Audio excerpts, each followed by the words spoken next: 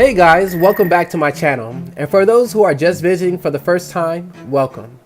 If you haven't seen my last video, I just wanted to clarify something. I did have and own fish tanks before inheriting this saltwater tank. Previous to having this tank, I had a freshwater tank since I think the age of 13 or 14. Now that we got that out of the way, let's talk about the reason you're here. In my last video, I ended it with a picture. It was a picture of what's called a BTA, or bubble tip anemone.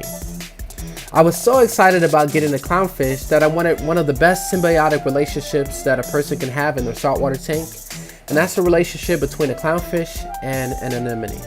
Initially, I was very proud of myself. I looked up a lot of information. I learned that clownfish do not host anemones, but yet the anemone hosts a clownfish. I also learned that the clownfish helps circulate the water that flows through the anemone. In return, the clownfish are provided a home. Kind of like you scratch my back, I scratch your back type of relationship. The thing is, I did a lot of research on the relationship, but I did very little research on anemones. And that's what caused me to make one of the biggest mistakes that I can make. Let me explain. First off, when you're thinking about getting an anemone, make sure that you get after your tank has been established for at least, I would say at least 5 or 6 months. This allows your tank to go through the proper cycles that's needed to establish itself, and a long enough period of time to where your levels are somewhat consistent. It also gives you time to become experienced, doing water changes and testing your water parameters.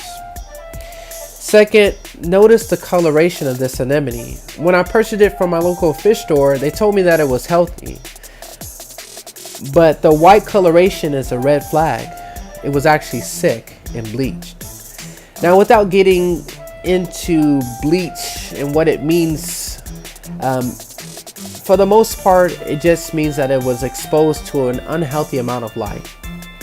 Initially, the anemone did really well, I thought, but it eventually died. And the sad part about that is anemones live for hundreds of years in the wild, but it only lived about 4 months in my fish tank. What's sadder than that is I didn't acquire that information until I had purchased 3 anemones, and all of them died. This is why I'm making these videos, to help those who are new to the hobby not make the same mistakes I did. Eventually, I gained the knowledge that I needed, and it caused me to get this beautiful rainbow bubble tip.